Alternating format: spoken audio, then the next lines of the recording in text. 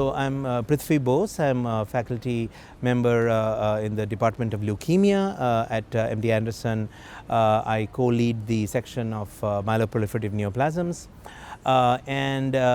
Today I spoke, at this meeting I spoke on optimizing the selection of currently available JAK inhibitors for the treatment of myelofibrosis.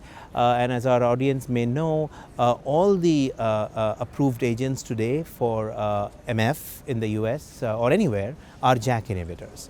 And there's 4 approved in the US, ruxolitinib, fedratinib, pacritinib and momelotinib.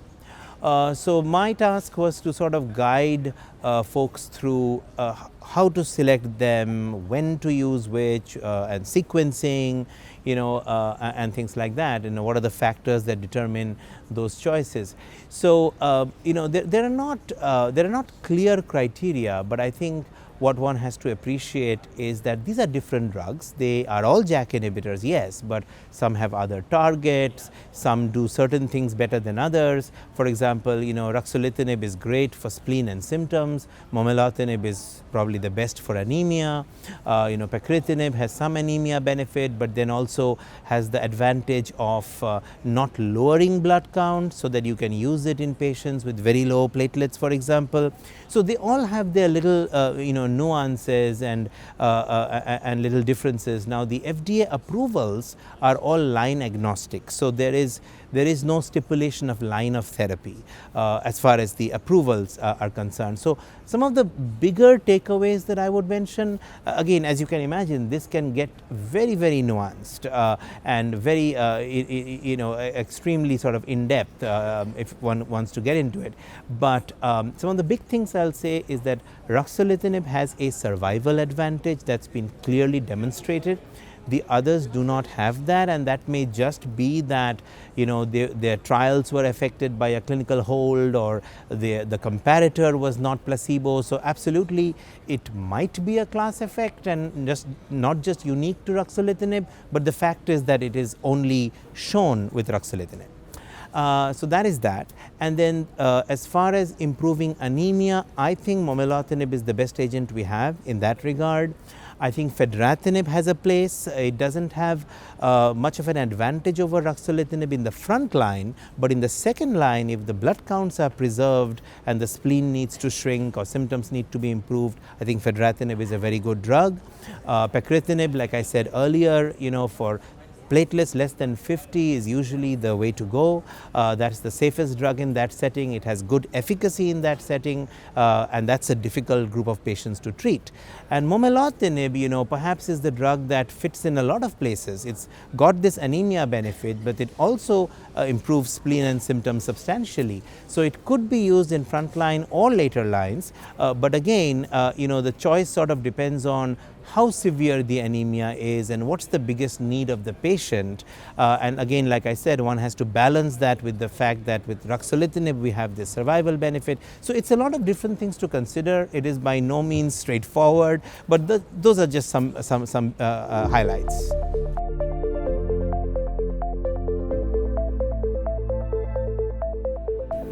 Yeah, so the combinations are a big thing in the field, are very much where the field is going, and most of the combinations, as in MANIFEST-2, have involved ruxolitinib. I think the momelotinib based combinations are literally just coming into the clinic. So we'll just stick with the ruxolitinib based combinations, and specifically the one you asked about, MANIFEST-2, is the combination of ruxolitinib with pelabresib, a BET inhibitor from MorphoSys. And this was studied against ruxolitinib and placebo in a phase 3 frontline trial. Now, this was one of the largest trials ever done in the field, 430 patients randomized equally to the two groups, and the endpoints were the conventional ones, which is spleen response and symptom response, and the spleen was the primary endpoint, whereas symptoms was obviously a very important secondary endpoint. And really, without going into too much in terms of details and numbers and statistics, bottom line is that the spleen endpoint was easily met. It was nearly doubled in the investigational arm, but the symptom endpoint was not met. Now, there is more to that though. I would say a plus is that it was very well tolerated. The combo, you can actually deliver the combo. It was very well tolerated. You know, when you add a second drug, you always worry about the tolerability, and that was not a problem. However, the symptoms did not statistically significantly improve. There was some anemia benefit, again perhaps less important because this is a frontline population who are not very anemic to begin with. So that was kind of a minor benefit, I would say, but overall a synergistic combination that unfortunately though did not meet the symptom endpoint. However, if you excluded fatigue, the symptom endpoint was met. So that is, and that has been done before, so that's why I bring it up, that if you excluded fatigue, which is just a hard symptom to improve, the symptoms response also became, you know, clinically, statistically I should say, significant. So that was there, and then there were some other interesting correlates. For example, bone marrow fibrosis improved by 6 months, 24 weeks in 38% of patients. That's impressive. So clearly a combination that has the potential to be synergistic. However, with regards to its regulatory approval, I think that's up in the air. I don't think any one of us has you know, a good sense of where that might go because again, like I said, the symptom endpoint was not met.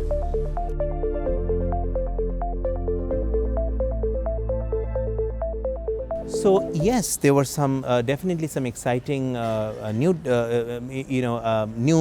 drugs trials that were updated at SOHO, or some of these were encores from previous meetings.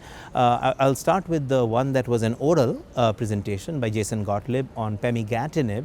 Pemigatinib is an FGFR inhibitor.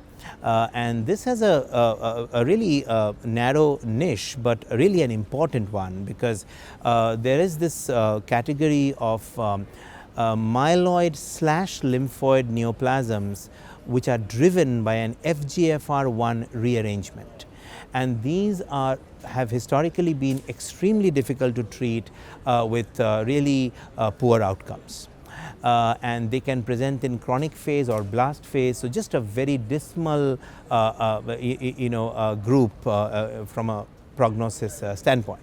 So now finally we have a targeted agent. So it's called pemigatinib from Incyte, approved already by the FDA for this group, FGFR1 rearranged myeloid lymphoid neoplasms. They can have eosinophilia and sometimes not, but this is a response rates over 70%. So this is a real breakthrough, I would think. And then there were several others. I was leading, for example, the poster walk here at SOHO, and there were a few that I chose. One would be Manifest-2 that we talked about. That was the big phase 3 of pelabresib, ruxolitinib versus placebo and ruxolitinib, which had really impressive results, although didn't quite meet the symptom endpoint, and so we shall see where that goes. But then there were others. For example, there was the study of avapritinib in systemic mastocytosis. Now this drug is already approved, but what was nice to see from the Pathfinder trial, which is the phase 2 trial, is that the response rates are really maintained after 3 years of follow-up, and the survival is not reached. So really a robust data set there, 107 patients with consistent results over time.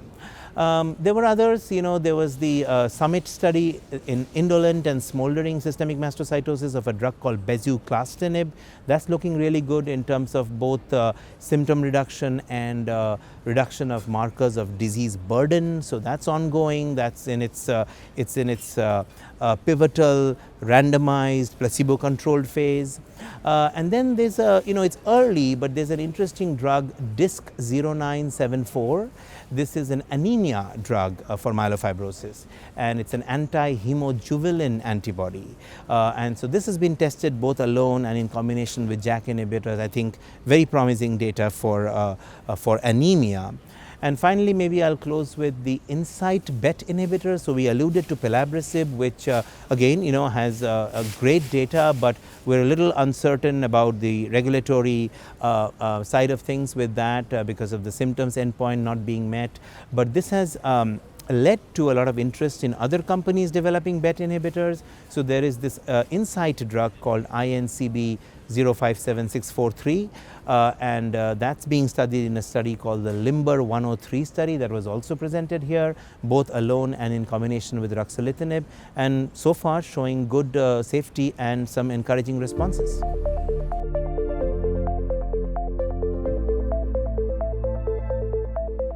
No, it's a great question. So I think the problem the field has as a whole is that we don't have good biomarkers at all in myelofibrosis. So we're really still going with things we know correlate with survival. So I'll just quickly enumerate those just to set the stage for this. So spleen, for example, it's been shown with multiple JAK inhibitors, ruxolitinib, pacritinib, for example, that spleen reduction correlates with survival improvement. So there you have a clinical, objective, measurable biomarker, if you will, even though it's not a molecular test, but for predicting survival benefits. So that's important. And then for momelotinib, in Simplify-1, the original phase 3, the transfusion independence at 24 weeks also correlated with improved survival. So those are frankly it right now in terms of clinical endpoints that have been directly correlated with survival improvements. We don't have that for other things like bone marrow fibrosis reduction, cytokine reduction, as well as VAF reduction. Some of them are intuitive, like you would think if the VAF goes down, survival will improve, but it's not proven. There are caveats to it. We don't know if that means other clones could grow out. So that's there. The bone marrow fibrosis is also a little bit questionable because there was an analysis of Simplify-1 again, where the bottom line was that no degree of bone marrow fibrosis improvement correlated with any clinical outcome. And then cytokines correlate with symptoms, but we don't know that cytokine downregulation directly correlates with survival. So those are some of the issues we have, and then the trial designs and settings and populations are heterogeneous. You cannot directly compare trial to trial, and we always taught not to do that. Except perhaps Simplify-1, which was the only randomized head-to-head of 2 JAK inhibitors. But other than that, one has to be careful because all the different trials have different populations enrolled and different settings.